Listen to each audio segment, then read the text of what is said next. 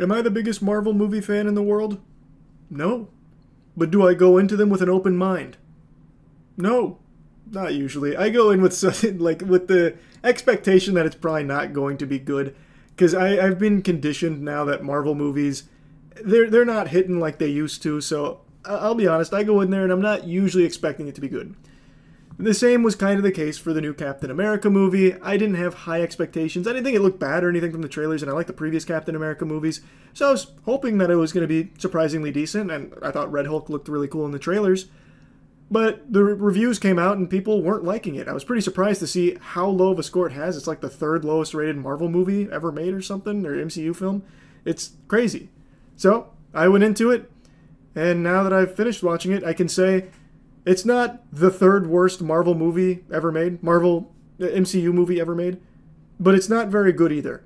It's better than the worst movies in the MCU, which isn't, you know, a great achievement or anything, but it's not as bad as people are saying. It's just definitely not good. So I went over it really deeply on stream. I'm just going to play that because when I got home from the movie, I just wanted to unwind and rant about it, so I'll just give you that for my review here. Yeah, here, let's just get into it right away. I've got thoughts, I can't contain them. I gotta let them out. We're pouring the toothpaste out of the tube. I didn't have, like, super high expectations or anything. I thought Red Hulk looked cool. By far, the best part of the movie is Red Hulk. He has maybe 4 minutes of screen time. I'll get in this. I'll give you, like, a spoiler warning when I get to it, but I'm gonna talk broadly. I do not think Captain America Brave New World is as bad as, like, the bottom of the barrel, super slop, revolting, putrid trash like Ant-Man and the Wasp, Eternals, Thor Love and Thunder, Thor 2, Black Widow. I don't think it's down to that level. But it's also just barely over it. It is a movie that is... It feels like it is basically, I'm trying not to get into spoilers right away, but it is basically just a worse version of Winter Soldier. Everything in the movie is things we have already seen in Marvel, like down to the story, just done worse, and with characters that aren't actually superheroes. Like, they're heroes, but they're just people, which is the new Marvel trend, which, I get it, and in the film they make a point to talk about it, like, Steve Rogers, he was someone people could believe in, but you're someone people can aspire to, because you're just a man. You don't have a super serum. Like, that's kind of inspiring, okay, but it's really underwhelming when you're telling the same fucking story, but this time without a super soldier. How are the action scenes, though? The action was good. I really like the way the new Captain America fights. I think it's very creative, it's fun, it's versatile. That's solid. I thought they were very solid with that. And having Falcon team up with them, the new Falcon, I think that's solid. They do great there. There's not a lot of them. There's not a ton of action, which is... It's sporadic. Okay, that's fine. But when it's there, it's a nice treat. A story that they have already told bar for bar in the MCU before. We're watching a regurgitated Winter Soldier story, but now everyone's nerfed. And the villain, I think, sucks. The villain is basically... Oh man, I don't want to get into spoilers. Villain's basically like, I got smart serum, so now I can calculate probability. Except, all of his probability calculations are wrong. And his probability calculations are so trash that he makes... This is kind of a minor spoiler, so... Spoiler warning. One of his calculations was, he hurt one of Captain America's friends. He framed him. And he thought, by doing so, there was an 89% chance that the new Captain America would give up. And it's like, brother, what the fuck are you talking about? You're poking the bear. Why would he give up when you just framed his friend? What probability calculations are you running? Like, this whole time, they hype him up as, like, the super smart guy. But he even says, not a single one of his plans really come to fruition, except in, like, loose pieces. But, like, he even says multiple times, like, you have surprised me. And it's like, no, why did he surprise you? He tracked your phone because you phone called the bad guy, and then you talked to Captain America on that phone. Obviously, he's going to track it. Why is he surprising you? That's like, a bumbling fool could have known that that would be the next course of action. Not super mastermind. The movie is the third lowest rated MCU project on Rotten Tomatoes. The only projects lower are Eternal and Ant-Man and the Wasp: Quantumania. I saw that, and that's why I'm saying I don't think it's to that level. I think it is still better than the worst of the bunch, which isn't a compliment. I know that's not high praise, but it's not as bad as people are saying it is. It's just truly feels like a waste of time, and it really... Now we're going to get into a little spoiler territory. There's no actual consequences for anything at all. Like, like all of it feel... Like, it feels like this was... I know it went through 4 reshoots, and it feels like somewhere along the reshoots they forgot what they were even fucking doing. So you just get like a time waster. It's inherently worse because it's come off the back of a bunch of bad ones, so people's frustration is stacking. Yeah, I know, it's kind of like this avalanche effect, so it's like this fucking snowball, where so many of these movies have just been lackluster that this one, I think for a lot of people, is like, okay, I'm fucking done, I get it. But it is not as bad as the worst. It's just not good either. Now I want to get into spoilers. This is fair warning. Fair warning. I'm going to get into some spoilers here, because there's some shit I really want to talk about with the movie. I'll give everyone a moment to acclimate to, you know, latency or whatever. Okay, now we're going into spoilers. I really fucking hate how extraordinarily lackluster it is when you put a superhero formula with people that are just people. So Red Hulk is a super villain that can only be equaled by a superhero, a point they even make. So you can't fight him as a person. You have to resort to basically Naruto talk no jutsu. And I had a feeling this is what was going to happen. You can't fight him, you can barely do anything against him, so in order to beat him, you have to say calm down. That sucks. That is so underwhelming. So Captain America doesn't actually beat anybody except a throwaway side villain. So like the supervillain turns himself in, and that's the last we see of him. He's like, in order for my plan to work, since you've bested me in the other 2 places, kind of, I'm going to turn myself in. And he does. So he's gone. And then Harrison Ford gets real mad and goes Red Hulk. And at that point, I knew it was cooked. You're not fighting him. I thought maybe a weapon that they had or something, like Wakandan technology, because they were like really making a point about that. But no, it boils down to, remember your daughter. I know you want to change. So be the change you claim you want to be. And he goes, oh, and he shrinks back to old man. It's just so underwhelming. Because it's a superhero movie. So you want, like, superhero shit to happen when you have this climactic fight, and you don't get it because it's people. So it just makes it so the only thing you can do is that. Did you like it when Black Widow did it with the Hulk? It was fine back then because you're still surrounded by things that make sense, like, oh, Hulk is going up against all of these other really superpowered people and shit. Like, it makes more sense in that context. And it's not like the climactic final moment. Like, it doesn't all build up to that. Post-credit scene was also a bit goofy. Full disclosure, I didn't stay for the post-credit scene. I just wanted to get out. I was so bored. And that was such a lackluster ending, I was just ready to go. I didn't see the post-credit scene, I don't know. The villain was like, I predict worlds will collide soon. Yeah.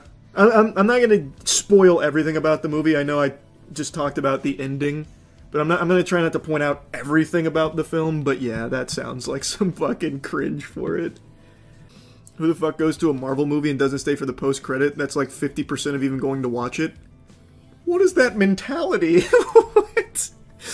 Half the reason to go see a Marvel movie is for the 5 seconds at the very end where they say, and he will return, or worlds will collide. I can just look it up, man, and get the same effect. Red Hulk all over the marketing, no big fight.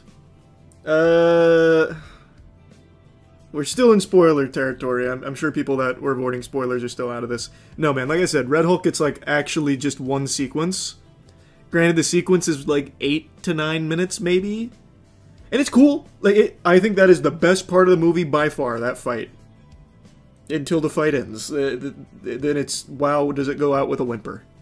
Half of the Red Hulk fight is in the trailer. Not wrong. Legitimately, that guy... He's making a joke, but he's not wrong. Most of the big Red Hulk moments you see in the trailer. Almost the whole fight is there. And there's not any other. I'm somewhat optimistic for Fantastic Four, and I'm somewhat optimistic for Thunderbolts.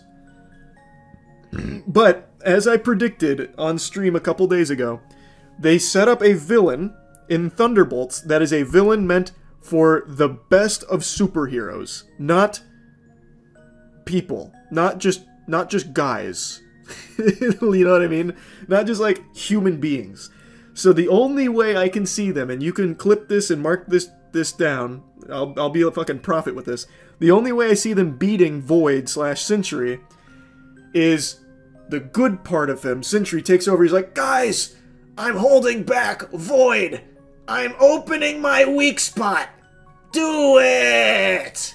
And then they'll kill him like that. That's the only way. Because these villains that they're putting in these movies without a superhero to fight them cannot be beaten except, like in this movie, if you ask them to stop. You know what I mean? Or if someone intervenes like that and does, like, fucking Deus Ex Machina shit. No, done with spoilers. No more spoilers. I won't go much more into spoilers. Again, just not good. Not good, not nearly as bad as the worst in the bunch, though, of the MCU. If you're going to break the MCU movies into 4 tiers, great, good, mid, trash, this would be in mid. Just above trash. A Marvel crew member came forward and said everyone on the team knew the movie was going to be bad because production was chaotic and a lot of scenes were completely cut. Oh, that's another thing I wanted to mention. I don't know about the crew member thing you're talking about. The movie does feel like there was so much that was chopped out of it that there's a lot of points in there that feels like they forgot the connector. So, man, I already said we're done with spoilers. There's a character death that I'm pretty sure everybody on the entire team, including the actor, forgot happened. And yet, the way it was portrayed felt like it was going to be really important, but in the next scene after the character death, the guy goes and just tells Captain America the vital information anyway. The bad guy does. I've recently been having trouble sleeping. I know. Play a sad song on the world's smallest violin. But today I got tired at 10 o'clock, and I hit the bed by 10:30, and I actually caught some Z's. I haven't gone to sleep at 10:30 since high school. And I snoozed for about 3 hours. Then I couldn't go back to sleep. That's why I don't try to go to bed early. I literally can't, my body gets me up. Now I know you didn't come here to hear me yap about my sleeping trouble, but I gave you a little piece of it regardless. You came here to hear me complain about a movie, and you're not getting that either. I actually didn't hate this film. What film am I talking about? Just realized I didn't even tell you what movie. Hard Eyes. I only saw this because people said it was surprisingly good, and I couldn't believe them, because all the trailers just made it seem like a really generic, shitty slasher film that maybe had a chance at being fun bad, but I thought it was a movie that maybe I'd watch when it hit streaming, and that would be that. But people started to glaze it, and I got curious. I said, let's see what all the fuss is about. What's this hubbub? And hey, walked out of that theater pretty happy. I don't think it's an amazing movie. Far from it. But it's a very self-aware movie. It knows what it is. It's a rom-com slasher, and somehow it works pretty well. It works well as a slasher, and it works well as just like a date movie. A tough balancing act, but it somehow pulls it off really well, and I think it's because the movie's very self-aware. It knows that this isn't unique. You know, a Valentine's Day killing movie, that's not an original concept. It's nothing that someone's gonna be like, whoa, what an interesting blend of genres here. It's been done a million times, you know. What's next? A movie with boobies in it? Who could ever do that? And it's fine. It's unapologetically okay with that fact. So, the slasher part of this film, because the film's kind of two separate things. It's a slasher, and it's also just like a rom-com, which usually would get my eyes rolling, but it does it very well here. So, let's talk about the slasher part of the film first. It's good. A lot of gory, over-the-top, silly kills. It's also a really dumb concept. This killer has heart eyes on his mask, and he's hunting couples on Valentine's Day. Whoa! Holy shit! And that's exactly what happens. Somehow, Hard Eyes is just normal human being that's stabbing people using throwing knives like a Call of Duty Modern Warfare 2 kill cams and like a little crossbow type thing. Kind of like what Guts has from Berserk. He has the same shit and he just shoots people with the arrows. It's cool. And it leads to some really fun sequences that are very explosively gory. To a comical degree. Like I said, this movie is very self-aware, so it'll have some kills in here that it knows are stupid. For example, there's a beheading in here that is just like straight out of a cartoon. They get like a blade through their neck, but they're a little off the ground, so then gravity starts yanking on them, and then their head is ripping apart slowly, and it's like spaghetti noodles holding it together as the flesh is ripping. And it's, you know, then the head falls off and lands in their lap. Like, it's very, like, to me, it seems like they were just having fun when coming up with creative kills, and it's, like, again, there's nothing new here. There's no kills you haven't seen before in other films. It's just executed strongly. Now, what really surprised me is that all of the romance dating side of this film actually works. The chemistry between the two main characters is really good, and I really think it's because the dude here, he is like the actual Riz sorcerer. This guy's like the warlock of Wu. Like, this guy was such a smooth talker, he almost had me sucking farts out his butt. So he is like at all times just this Casanova with this girl who's like she's a tough nut to crack. You know, she doesn't like love. She may work in an industry that promotes love, but she herself doesn't believe in it. In fact, she's afraid of it and running from it. And yet this guy, he's trying to get through to her. No, love is great. I'm a hopeless romantic in a world filled with romanced heathens, that kind of thing. And while it sounds cringy, and it is cringy in a lot of instances, it knows that. So it somehow is able to just be cringy in like the right ways, that the romance side of this works so fucking well. Like, this dude is what Redditors used to think they were back in 2012 when they would ask each other for dating advice. It's this guy. And watching it on the big screen, it somehow just like works really well in the context of this film. So I was just never bored when watching the dating side of this film, the actual romance of it. I actually had fun. And the jokes in this movie weren't bad. Like, there was actually a couple times where I giggled, which you would never catch me giggling at a modern rom-com. And this one, it did it. It really, like, it never felt like it was a parody either, which is surprising to me, because that's a very tough thing to, like, skirt the line on, where it becomes so self-aware that it is now a parody of the genre that it's in. It doesn't do that somehow, and that's surprising, because there's a couple times where, like, Hard Eyes is hunting down our two main characters, and they'll make, like, a quip, you know, like a Marvel quip, like, "We're not even dating, can you just go kill somebody else? Jeepers! Zoinks!" They don't say the last part, but they do say, like, "Hey, we're not even dating, just can you go kill somebody else?" That kind of thing.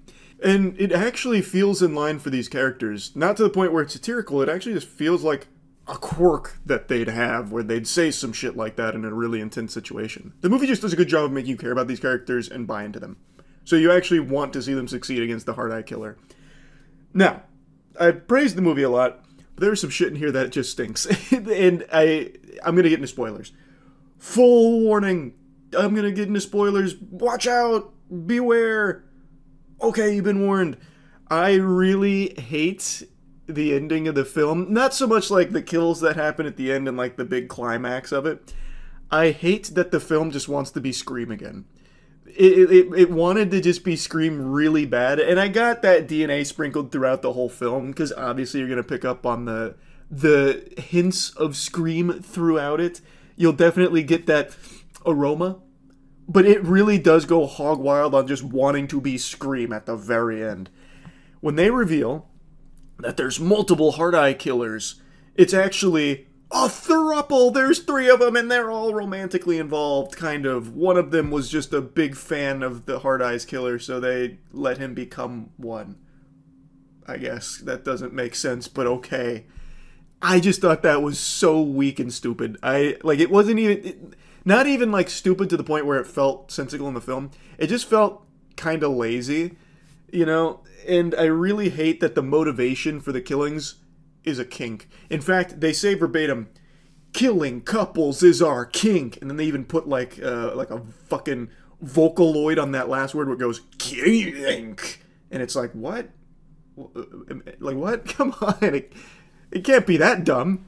And it is. It is that dumb. It did subvert my expectations. I thought it was going to be something like, had my heart broken, so now I'm breaking hearts. Literally. That kind of thing. So I guess, you know, kudos to them for not doing that. But I also don't really like this where it's just a fetish. And it's really weird where, like, one of the Hard Eyes killers is saying to the other Hard Eyes killer, you know, like, yeah, it makes us so hot seeing these couples so in love and then we take their life. And then they're like kissing each other and then she's licking his face going, while they're talking about killing the couples. Like, it's very over the top, which fits in line with the movie, but it just feels like so, like, dumb to the point where, like, it stops being fun, it just starts being dumb. And then he even says some, like, real embarrassing stuff like, yes, mommy, I will kill them, mommy. Ugh. And he'll, like, even moan sometimes. It's, I don't know. I just thought the ending was really fucking weak. I did not like that. I do like the final showdown with the Hard Eyes couple, thruple, whatever. Like, I think that worked well, but man, it was just, it's so stupid. But it didn't make me, like, hate the film. I don't think it ruined the film by any means, but I feel like you could have done something a little different. Maybe. I don't know. Maybe I'm an outlier in that fact. Maybe people will see that and they'll be like, oh, wow, that was crazy. That was amazing. I love that it turned out to just be a weird kink. Yay, yippee. But for me, I just thought, damn, that shit kind of sucks. Another thing I thought that the movie didn't do very well is making the Hard Eyes killer scary. Hard Eyes, throughout this entire film, you could tell was just like a normal person. Not only were they extremely inefficient at their kills, for the most part, like, a lot of it was for the sport of hunting them down, but they were, like, easily overpowered multiple times throughout the movie. Like, from the very beginning, they kind of established that Hard Eyes is kind of like a bumbling buffoon. So, like, when chasing one of the victims, you know, he'd get his hand hit in the door and be like, ouch, ooh, and he even goes like, ah, ee. You know, like, actually just getting beaten sometimes. Now, he did ultimately end up killing that person, but still, they never established Hard Eyes as, like, this super strong force, like a very terrifying presence. It was always just a guy with some blades, who's also just not even, like, a good shot with that little crossbow. He misses more times than he hits. He does kill people with it, for sure, but the majority of the time he's not hitting them. And it's also just kind of underwhelming how often Hard Eyes gets beaten in, like, a 1v1. So, like, the girl, when she's getting hunted by Hard Eyes, the main girl, Hard Eyes is about to get her, and she hits him with, like, I forgot, like a trash can or something. He's like, ah! And then he's going again, and then she kicks him, and he's like, ooh! And then, like, starts falling, and then it's on, like, a merry-go-round. And then she kicks him again, and he's like, ah! And then, like, flies away, like, literally ragdolls Hard Eyes. And you're watching Hard Eyes just get, like, tossed around like fucking dirty laundry, and it's like, this is the killer? How has he even been successful at killing people for so many years? He is getting manhandled right now. So, like, I don't think they did a great job of making Hard Eyes like this really, you know, scary, super adept killing machine. It was just kind of like a dude who sometimes successfully kills people, which is fine. Again, that's not the biggest deal in the world, but I did want to at least mention that. Overall, the movie was so much better than I expected. Like, I understand why people are praising it. I get it. This is a fun movie. I enjoyed it. I wouldn't say it's a great film by any means, but it is like, it's an I wouldn't even call it a bad movie. It's like an enjoyably, like, fun film to sit through if you're willing to just not worry about it being, like, something new or anything. So yeah, I liked it. I'm surprised I liked it. That's about it. So yeah. I went into Season 2 of Squid Game with pretty low expectations. I was just expecting a lazy cash grab, but it's kind of late for that since it's been 3 years since the first season became a global sensation. And with the way the world moves these days, 3 years may as well be prehistoric. Point is, though, I expected it to just be bad, but it's not. It is actually good. Now, I do need to spoil a little something here. There's no Jim Wool. which is a damn shame. That's a big missed opportunity because Jim Wool is almost synonymous with Squid Game at this point. He is a natural disaster, the devil himself in the Roblox Squid Game circuit, and I really thought that they would tip their hat to Jim Wool in Season 2 here, but they did not. What they did do, though, is not just do the same thing again, which is what I expected. What I really thought Season 2 would be is they just do nothing but games. The same games and then maybe some new games. I just thought it'd just be nothing but games out the wazoo like we're playing fucking Mario Party. But it's not, which was a pleasant surprise. There is a huge emphasis on games. Pretty much anytime some big moment happens, it's part of a game. Like even when it's them hunting the recruiter down, it ends in a game. So there is a lot of that, and they're all good, and they are different. There is only one return game.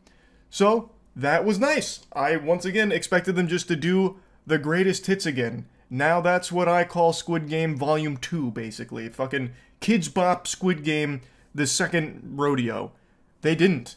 That's nice. Now, I don't think Season 2 has a chance of reaching the same heights that Season 1 did.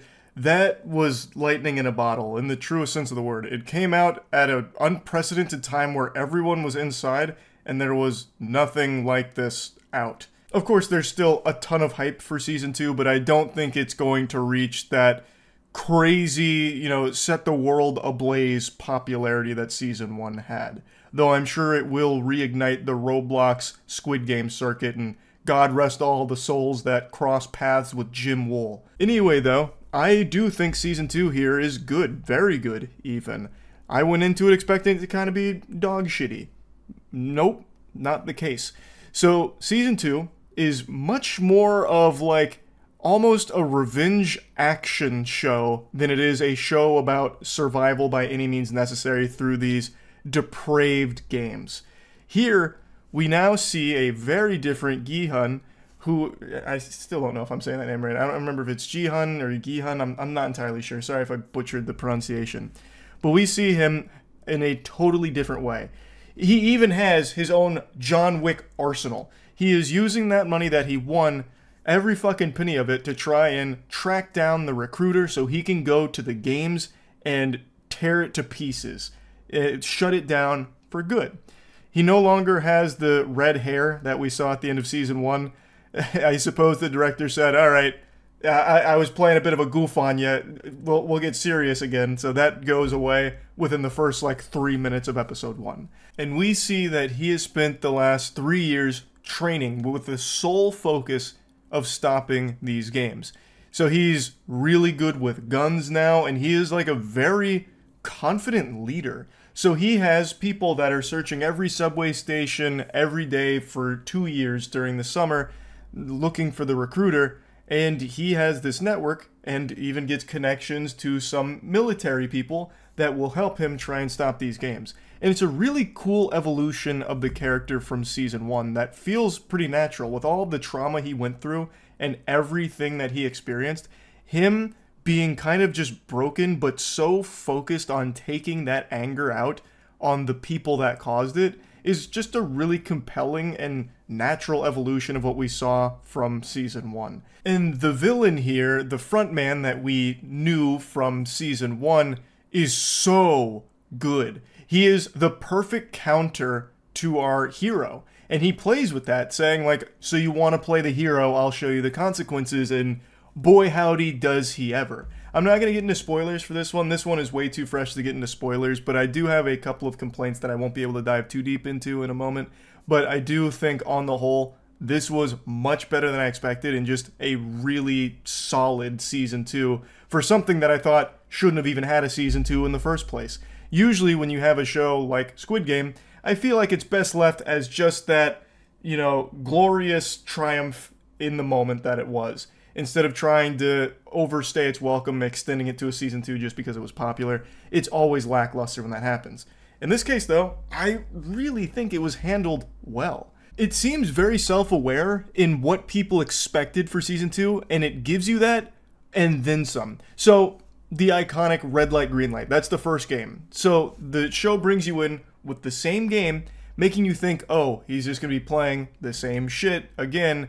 And it even has similar characters that were introduced in Season 1.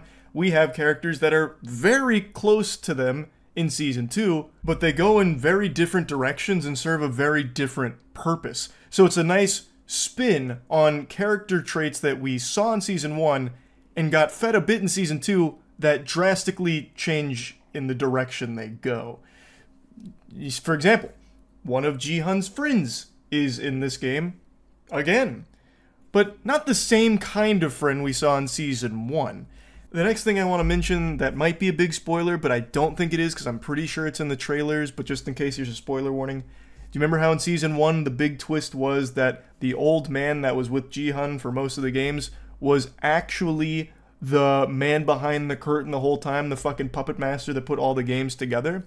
Well, Season 2 knows that people are expecting some kind of twist like that, and they play with that expectation by putting the front man in the same position the old man was. But they let you know right away that it's the front man, because we saw him in Season 1, and in the very first game, we get to see the front man come into the fold. He's playing the game, and we know that he is the big bad, but nobody in the game does. Ji-hun doesn't know. So that's a really fun way of spinning this, where now the viewer knows who this is, but nobody else does. So you're going through these games, and you are watching him participate, and he's playing the games legit. He's not cheating or doing anything shady or underhanded where he's like going off screen and somehow miraculously survives, like we saw in Season 1 with the old man. He is like even desperate to survive in some of them. Like, I don't want to get into spoilers on how some of the games go or just spoil what some of the games are, but it really seems like he was putting his life on the line. And that's kind of a theme that they drove home within the very first episode with the recruiter, where the recruiter plays Russian roulette with Ji-hun, and they play by the rules. No cheating, nothing that's going to get them VAC banned, no manipulation or underhanded shady tactics, just all textbook, by the book, rule following. Which I think is just really cool and helps to flesh out the theme of the season even more so. So I thought they executed that really well. Now let's get into some of the things I didn't like all that much. Some of the games I just didn't think were that interesting. In the first season, I don't think all the games were hits either. There was definitely some shits. Like they weren't all slam dunks. There were some misses. But here, I felt like some of them were just kind of throwaway, as if the stakes weren't even really there. The second game, for example, there is like this big shocking moment where it's not the same game that we saw in Season 1, but the game that replaced it was just like a mishmash of 5 different small games put together, basically like little party trick games almost, and it just didn't even feel that tense. I didn't get the same feeling watching that, where it's like, oh, the characters are in real peril now. This is going to be a super hard one to accomplish, where there's actual dread on all of the characters for even seeing this game and having to play in it. I just didn't get that, really. The game that followed it, I thought, was better. It was definitely a lot more intense. It was able to build a lot more tension and keep things like fucking, chaotic.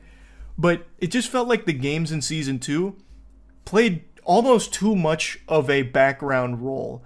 I was hoping it wouldn't be the sole focus of Season 2 where it's just the games, but I'm pretty surprised at just how little the games actually play a role in Season 2. It's not a focal point, honestly, which I think is going to be disappointing to a lot of people who just like Squid Game for that, the death games. Season 2 has much more of an emphasis on just plain old simple action.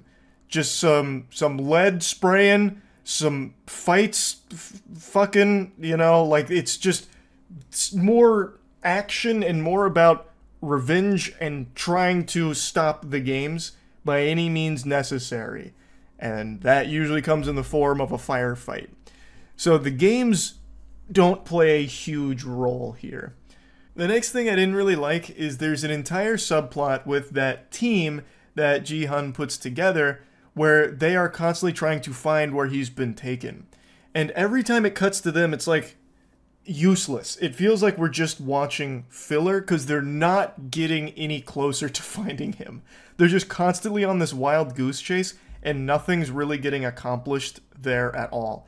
Now, it does set up a very interesting character that we get introduced to in Season 2 that has some very...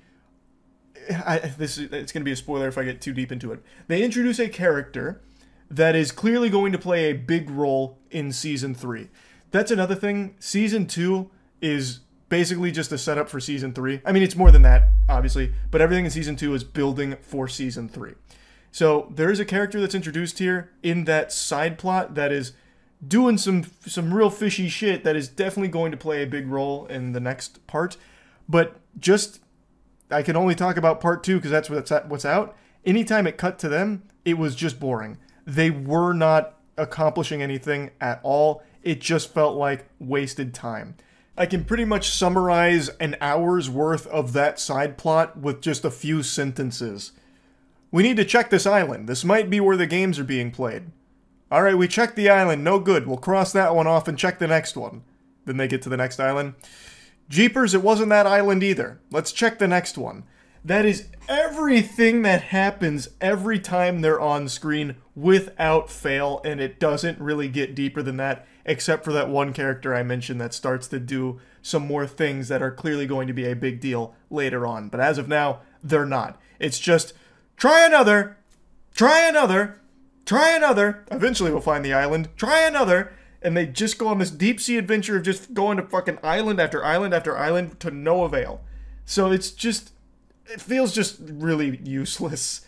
The other thing I also just didn't like, and this is less about the actual content of Season 2 and more so just this trend with dividing things into parts. Since this is clearly part 1 of 2 parts where Season 2 is really a lot of setup for Season 3, there are just so many things in here and so many characters that feel highly underutilized with no actual point that they get to in this show that feels like it fits. So they introduce one of the shooters for the Squid Game.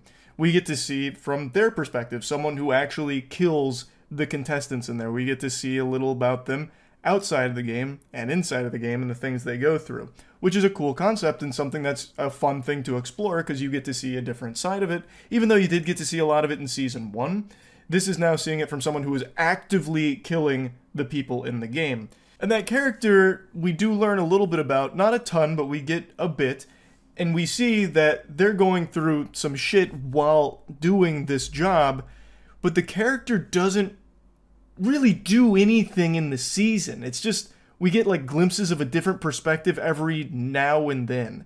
But there's nothing narratively that we get from the character that pushes anything forward or really changes anything. It feels like it's clearly going to matter a lot in Season 3, but that's what I'm talking about. When you're just breaking something up into parts, you get things that are half-baked like that. And that just always kind of bothers me a bit. I'm really getting tired of the trend of breaking things in half because then you only get half of like the whole package that you need to now wait X amount of time for, probably like a year. It just feels disjointed. I'm getting really over that trend. I'd rather just wait for the whole thing to come out. Because usually when you do a season, you know, like a full season, things wrap themselves up and storylines reach some level of closure. Of course, they don't need to be fully finished by any means if you're going for more seasons that are planned.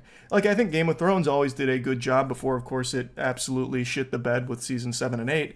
But it always did a good job of a whole season feeling like, oh, you got a whole complete package that is going to have more going forward. Whereas in a case like this, you just feel like you got half of the package and you have to wait for the next one to get the whole thing. So that's just starting to bother me a little bit. That's not even like exclusive to Squid Game Season 2 or anything, but you know, it is just getting to be a bit of a nuisance. Like House of the Dragon is the most egregious example where the most recent season is actually just putting chess pieces on the board and not using them. You have to wait for the next season for those pieces to do anything.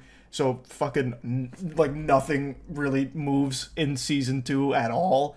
It's not nearly as bad in Squid Game Season 2 by any means, but there is just obvious things that are just setup pieces that don't actually contribute anything in this season, but will in the next. So it just, again, feels half-baked at the moment. But I know when the whole thing is out, we're going to see the whole vision for it and the role they play. But overall, I do think Season 2 was very solid. Much better than I expected it to be. So I definitely do think it's worth watching, and I'm really looking forward to the final season of Squid Game. Assuming, of course, Season 3 is the final season. They might just milk this cow for many, many moons to come. There's probably going to be tons of spin-offs. There's already been one spin-off, too. So they already are showing a track record of having Squid Game as like a flagship IP, but I have to imagine this next season will probably be the last one. I don't even know how they could stretch it further. But anyway, I thought it was good. That's about it. See ya. Don't let the title confuse you. It's still not a good movie, but I don't think it's as bad as everyone is painting it as. I think it's overhated. Just saw Venom 3: The Last Dance. This is the final installment in the Venom trilogy, and it's definitely not going out on a high note. It's not exactly a banger to sail off into the sunset with, but I do think that it's not the pathetic punching bag a lot of people are claiming that it is. I've even seen some people go as far as to say that it's on the same level as like a Madam Web or Morbius. That is ludicrous. You need to be institutionalized for thinking that. Like, it's not a good movie by any stretch of the imagination, but I don't even think it's the worst movie in the Venom trilogy. Not that that's high praise or anything, that's like saying that it's the best piece of corn in someone's poop. Like, keep in mind, I am someone who has been very outspoken about not liking the Venom movies, much to the chagrin of Venom fans. I just think they have been really weak and forgettable. There were certain things I liked about Let There Be Carnage at the time, but I couldn't tell you a single scene in that movie now. It's just like some shit to have on screen to hypnotize you for like an hour and a half while you shove popcorn in your face and you forget about it, but you had a little bit of fun at the time. That's how I feel about the Venom movies. There's nothing special about them. This is probably the most mid-trilogy that has ever been made. It never was, like, terrible, except there was a lot I didn't like about the first one, but it was never, like, awful. But it's never been good or great to me. And Venom 3 is no exception. It's just an okay movie. It's just a average, alright film. So let's get into the things I liked about Venom: The Last Dance. The action. Pretty much just the action, really. And Tom Hardy's performance. I actually think he does a really good job as Eddie. I think he sells it well. He's just working with extremely weak material. Like, I think the writing is trash. I really do think the writing across all three of these movies have just been bad. And I also think Venom, as a character, is strong. I think there is a good performance from Venom 2 if they just had better material to work with. It's just that writing is yikes. It's not good. But the action is. They crushed it with the action in this movie. It was extremely creative. I'm sure you saw a lot of what they were going to be doing from the trailer, like Venom taking over a horse and having a horseback moment. It just gets very creative with all of Venom's abilities and what that makes him and Eddie capable of in a fight. And there's a lot of action in the beginning and the end. The middle is an absolute slog, a chore to get through. It's not interesting. The story is weak, unfortunately. For the finale of this trilogy, I was expecting them to pull out all the stops. This whole thing is just a big fucking stop. Like, I'm gonna have to get into spoilers here. This is my biggest complaint. I'm gonna get into spoilers, fair warning. The story that Last Dance tells is by far the weakest of the entire series. They introduced Null, which everyone was super excited for. I'm unfamiliar with the character, but seems super cool in concept. And when they introduced him at the beginning of the movie, I was like, damn, I can't wait to see what this guy's capable of. We got like a really interesting big bad villain. And then Null may as well just not exist in the movie. It is the biggest bait and switch. Null is, like, I have more of a role in this movie as a spectator than Null did on screen. He doesn't do shit. He is just trapped. He's just imprisoned. He doesn't even have more than 3 lines and has maybe in total 8 seconds of screen time, and it's just like quick glances, cuts to him briefly. It's such wasted potential. He never enters the movie. Instead, what they fight are his pawns. They fight his fucking minions, his henchmen, his sidekick. Not even his sidekicks. They're not that high up on the totem pole, on the food chain. They just fight his dogs. That is the main enemy they square off against. That's the climactic final fight with his damn bodyguards. That is so lame, especially as a send-off for this franchise, this trilogy. I just could not believe it, because I thought for sure, like, all of this was building to Null. And especially because at the end of the film, they start bringing in so many other symbiotes. They have so many really cool new symbiotes that get introduced right at the end to fight against the pawns. And I thought they'd defeat the pawns in like this really triumphant moment of teamwork. Like, hey, we've got to stop this guy. This guy's, he's bad news. He's a real fucking jerk. And then Null would get free, and then they'd team up to beat him. And it'd be super hype. And it'd be so fitting if that's how Eddie and Venom part, is in that war against Null. That's not the case at all. They just fight the dogs. It's so underwhelming. I just felt so deflated when the credits rolled. Like I mentioned, the action is hype, and having all those symbiotes come into the fold and start fighting against the pawns was very cool, albeit underutilized. They basically had like 5 of the symbiotes throw out one attack to showcase one ability and instantly die to them. Like they got spawn camped. Like they immediately just got fucking blasted the second they decided to start attacking once they were able to. So that was kind of underwhelming, but it was still cool, like as an idea, and visually it was cool to at least see them throw out one attack. And I don't even think like the alien dogs are bad as characters either. They're cool, like they're menacing, they regenerate super fast, and also I had to check my phone during this film to see if this was R-rated, because I thought it was. I was always under the impression that the original Venom wanted to be R-rated, but then they were a little afraid of how it'd perform in the box office, so then they edited it to be PG-13 or changed things to be more PG-13, and I always was of the belief that it'd be better R-rated. This film has to be probably the hardest PG-13 I've ever seen, because the alien dogs, when they kill someone, and they kill a lot of people, like humans and symbiote alike, they eat them, and it shoots all the blood and guts out the back of their head, like a wood chipper, just spraying blood all over the place. And they show that. They show it. And they actually show gore, too. Like, I was surprised that this was a PG-13 rating. I'm glad they did go hard with the action and violence, because it did help elevate those scenes that were already good and made better by that. But overall, I just found the film to just be mediocre at best again. Just another mid-okay film in this franchise that has only ever been okay. So I guess it's kind of fitting to a certain degree, but man, I just don't understand what like the idea here was with having this be the final Venom movie and have him only fight pawns.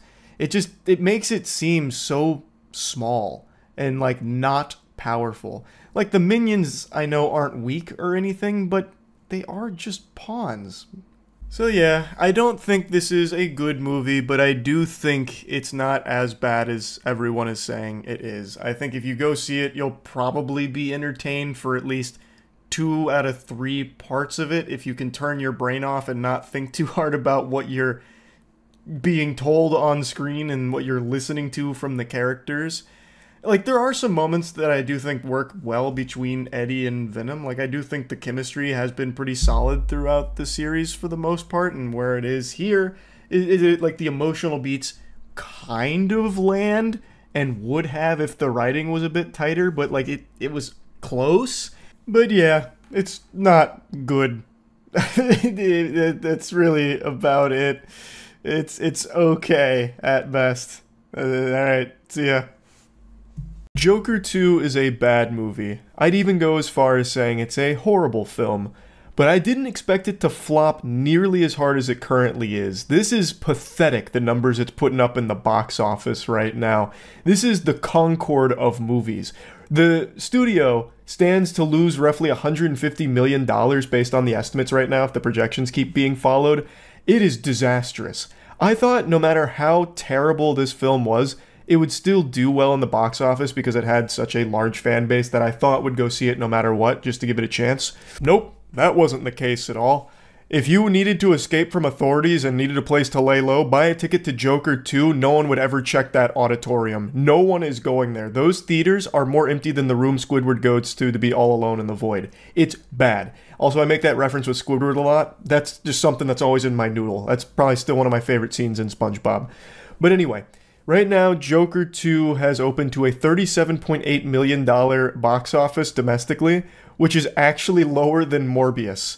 What great company to have right there. It has done worse than Morbius so far. Now, globally, Joker 2 has brought in about $114 million, which isn't the smash success they were expecting it to be.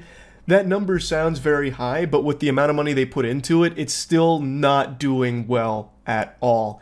And in the domestic box office, it's horrific. They're starting to realize Joker 2 isn't a tragedy, it's a fucking comedy. Everyone is pointing and laughing at this thing. It super sucks.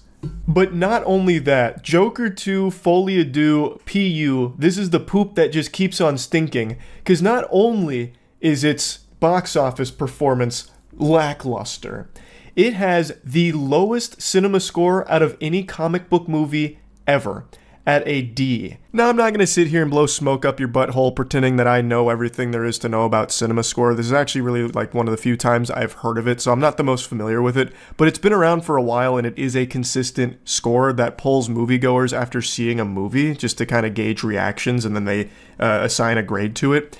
And prior to Joker 2, the record holder for lowest cinema score for a comic book movie was Fantastic Four from 2015, which had a C-.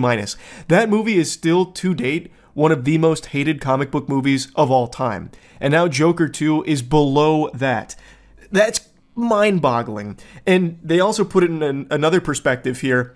Borderlands, which I believe is the worst movie of this year, by far, I think it is significantly worse than Joker 2, actually has a D+, meaning that it has a higher score than Joker 2. And Madam Web, which I believe is one of the worst comic book movies of all time, has a C+, so significantly higher than Joker 2. Initially, I just assumed that all cinema scores would skew on the very low side of things, because when people go see a movie that's bad, like a Madam Web, like a Fantastic Four, like a Joker 2, their initial reaction is obviously going to be anger, like, I wasted money on this is absolute dog shit, thus the cinema scores would always be low. But when I saw Madam Web had a C+, I realized that that just wasn't really the case. There are people that go see these objectively dog shit films, and they just have dog shit taste that aligns with it, so they liked it. So Madam Web having a C+, you know?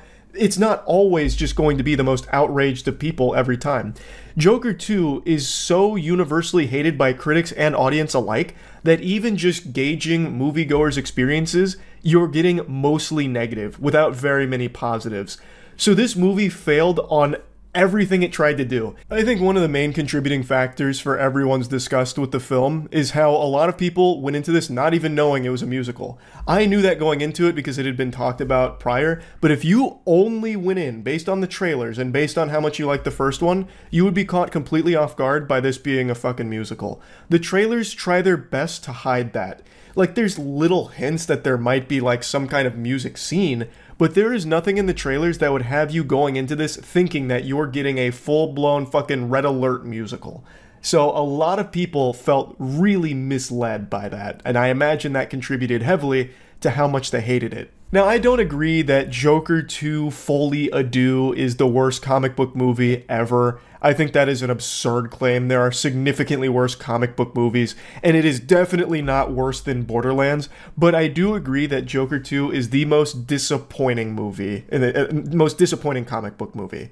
It is shocking how you'd follow up a movie that was so well regarded, Joker, with this sequel that seemed to really hate the first film. This movie kind of went out on this vendetta to try and undo everything of the first film, and it just sucks. And even if it didn't have that grudge against the first movie and its success, this film on its own two legs is also trash. It's a terrible plot. It's a really messy clusterfuck of a narrative. Nothing really works here. The movie ends in the exact same spot that it begins, with pretty much nothing changing and an abrupt death. It is the least satisfying film ever that has nothing redeeming about it, really, aside from some good performances. And I guess if you really like musicals, there's a couple of songs in there that are just good songs, but even the musicals are lackluster because they don't really tie into the story. It's just unsuccessful with everything that it did, and it did not do much in the first place. I was talking with a buddy of mine about how shit Joker 2 was, and we were just kind of spitballing like what made it so bad and how it even got to that point. And then later he sent me this post from Culture Crave that kind of gives bullet points on how this catastrophe came into existence. So I've heard some of these, but some of them were brand new information. So apparently the idea came to Joaquin Phoenix in a dream. And there's multiple sources that corroborate that little nugget of lunacy. It turns out that it was Phoenix who came up with the idea for the sequel, which came to him in a dream. And he and Phillips brought this idea to former Warner Bros. Chairman Toby Emmerich, according to sources.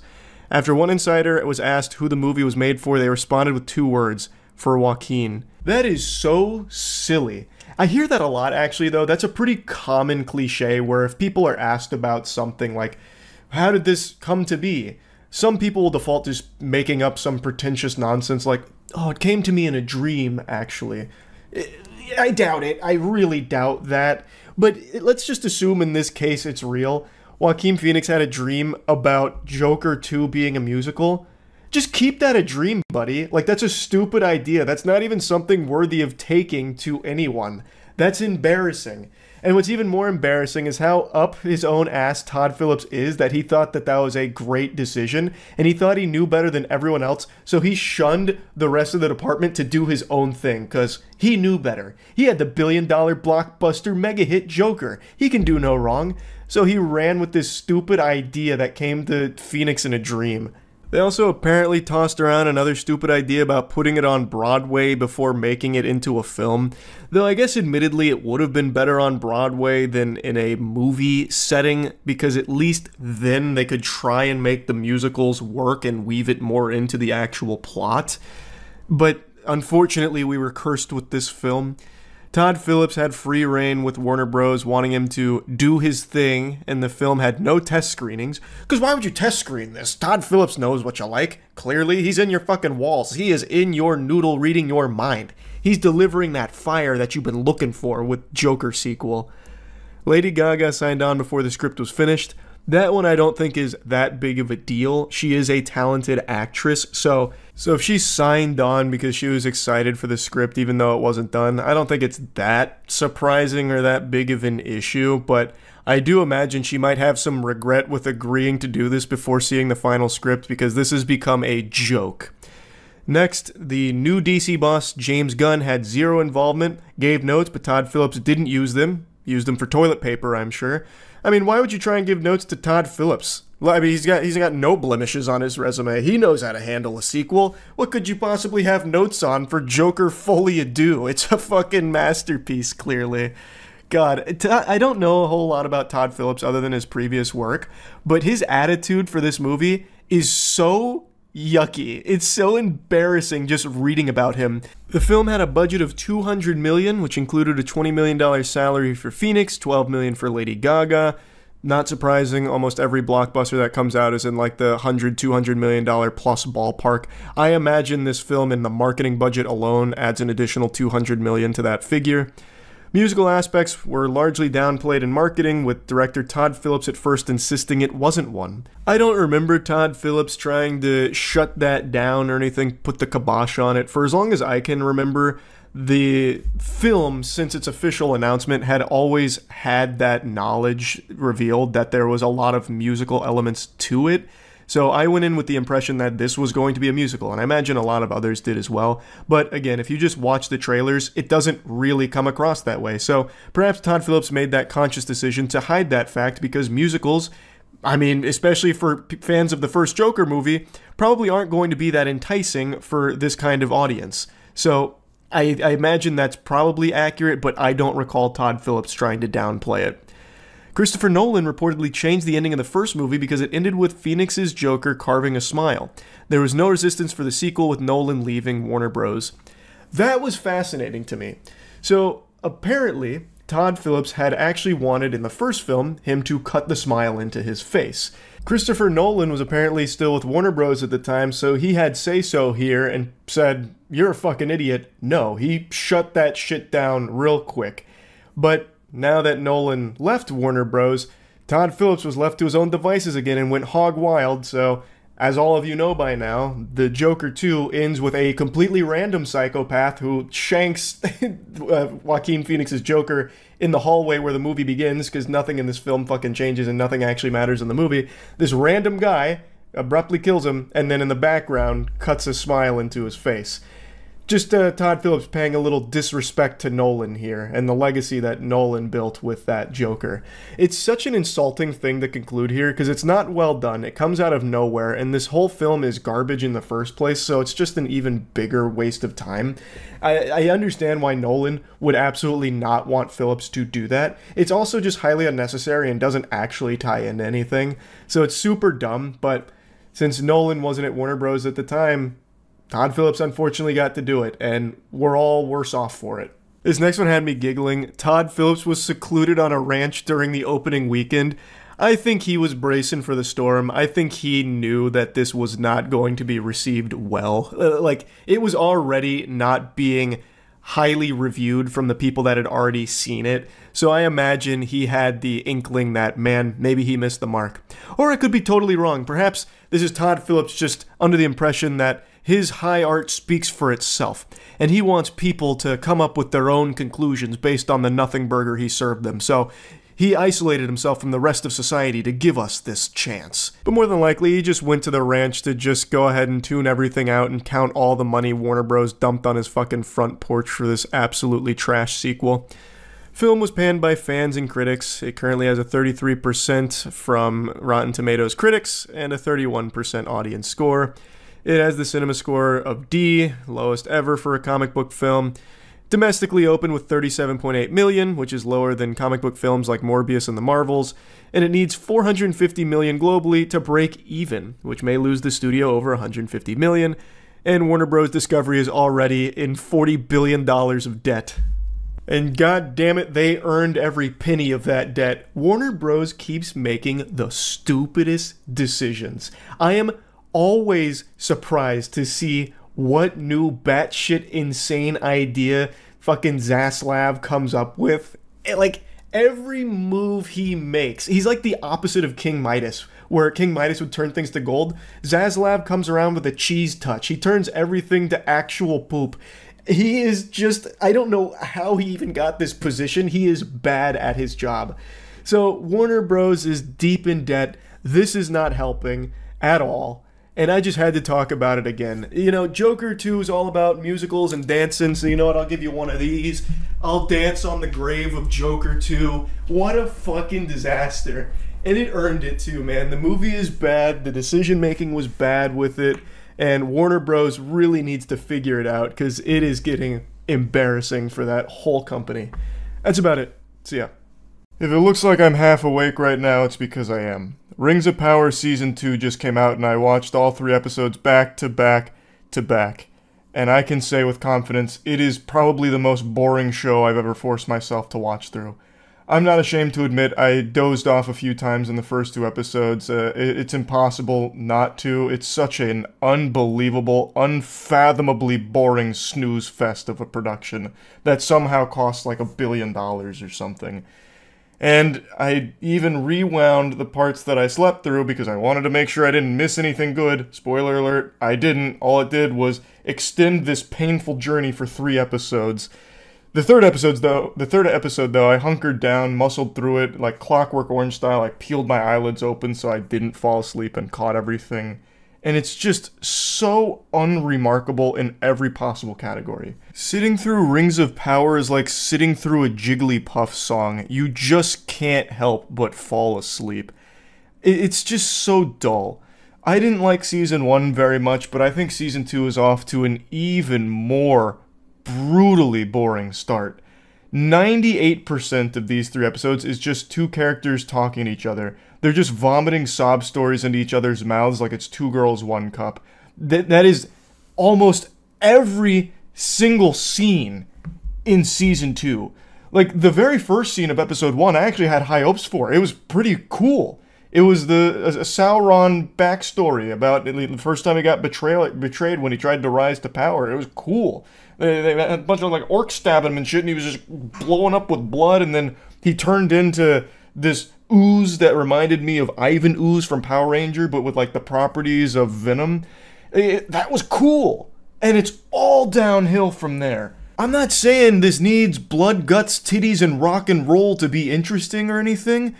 Like, I appreciate shows that are very well written and are extremely dialogue heavy. I don't need, like, a ton of, jingling keys to be entertained. Take, for example, Game of Thrones. There are a lot of times in Game of Thrones where a whole episode is mostly talking. But the difference between that and this is that in Game of Thrones, all of the talking contributes to something. It pushes things forward. It builds the world, if nothing else. It fleshes out characters. It gets you invested in characters or situations. In Rings of Power, it all just feels like filler. It just feels like actual empty calories, like you're just chewing on styrofoam. Every character's conversation is just like this competition for throwing the biggest pity party that does nothing to progress the plot and keeps everything in the exact same place. Nothing moves forward. Nothing really changes until like one or two events that happen outside of dialogue, which is rare. It's just so worthless. We're 2 seasons deep now, and there's not a single character in the show that I care about. And I really feel like that'll be a sentiment shared by most viewers, because none of the characters have any real depth or any real reason to get invested in them. They don't do anything, really, aside from just talk in circles around each other and get nothing done, and then just get played like a fiddle by Sauron. Sauron is the only character in this show that is actually somewhat interesting and entertaining. Like, any scene that Sauron is in, Sauron is by far the best part of that scene, and it's not even close. So, in Season 2, it's full mask off, and now he's manipulating everyone. He's starting to make the rings, and he's getting Celebrimbor to work with him by, pretending to do... I don't want to get into spoilers, so I'm being very vague here, but he's getting a lot of shit done through manipulation and deceit. But sometimes he's just bad at it, and it still works. So, like, there are times where it was a really good plan, and he did a great job. I think the actor also does a pretty good job of, like, walking that line of, obviously evil and convincing enough that you can understand why someone would buy into the facade. But there are also some times where, like, he's talking to Durin, and he's like, Elrond said that you are the wisest dwarf to have ever lived, actually, and you're super handsome, the biggest cock in all of Middle-earth. Are you not the one that I should trust with this task? Like, the most blatantly obvious lies ever, just like this ridiculous flattery out the wazoo. And Durin picks up on it, and he's like, I don't really trust him, but then still just plays right into the palm of his hands. But overall, I do still think Sauron is doing the best job here in Season 2 of at least having anything happen. Like, at least sometimes when he's convincing people to do shit, like, it's a well-executed scheme. A nefarious plot that was it's successful, great. At least something is happening, because every other character is just, oh god, it's so boring. Like, anytime we cut away from Sauron, it just becomes nap time. It's like the writers were trying to see if they could hypnotize people through really bland dialogue and really uninteresting scenes. And it works. I'll tell you what, it was hard to stay awake for these 3 episodes. Listening to 3 hours of TV static and rain sound effects ASMR would have been more stimulating than Rings of Power Season 2. And don't even get me started on some of the side quests. There's like some side adventures that are going on past the main plot. There's like 6 or 7 different like groups doing different things. And one of them is super not Gandalf guy, the Stranger, and the Harfoots just traveling, just endlessly traveling through sand and heat and complaining about it, and it's trying to help him find a staff, a Gand, as they call it, and it super sucks. I just don't even know why it's there. I mean, I know why it's there. Obviously, Gandalf is going to come from this guy. I'm pretty confident, but I think you could just give me like a slide that says, and then the stranger found a staff and became Gandalf. And that would be so much better than making me sit through them just fucking trekking through the desert so long doing nothing until he eventually summons a tornado, and then the end of scene. It throws out the two Harfoots. They get caught up in the tornado and he goes, "No!"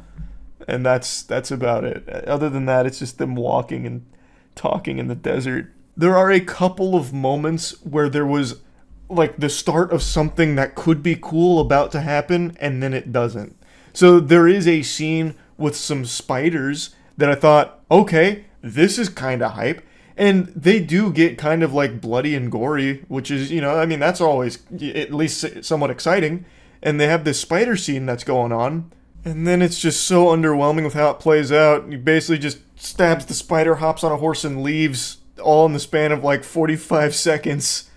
I was like, oh, okay. I mean, I guess that was easy. I thought it was going to be like a big thing. Like, I thought it was going to be like a huge obstacle, because there were like some orcs that were like, oh, don't follow him into there. That's the, you know, the dark forest or some shit. And no one ever comes back alive. I mean, he came back alive like really, really easily. Just gets it with one of these maneuvers, the have at you then. Hops on a horse and leaves, saying, bye-bye. I gotta go trauma dump for the next 15 fucking minutes, speaking to a wall. I honestly don't know where the budget goes, because it is mostly just two characters talking in one location per scene. And it's not that impressive. It's not like they're on the back of fucking griffins talking to each other that look hyper-realistic or anything, where you need like a ton of CGI and shit.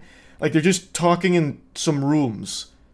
But that's it. Like, where is all the money going towards? It's not action scenes or anything.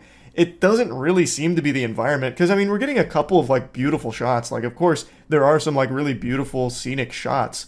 But there's not a ton of them. Certainly not enough to justify such a crazy budget for this. It seems highly bloated. I don't understand it. So yeah, I'm not really enjoying the first 3 episodes of Season 2 so far. Maybe Episode 4 really picks things up and the rest of the season slaps, but I'm not super optimistic about that. Right now, it seems like we're going to need Sauron to cook up a new ring of power here to give viewers the strength to stay awake through the next fucking 5 episodes of this snooze fest of a show. So yeah, I just kind of wanted to let you all know how Season 2 of this show is turning out so far. That's really about it. See ya.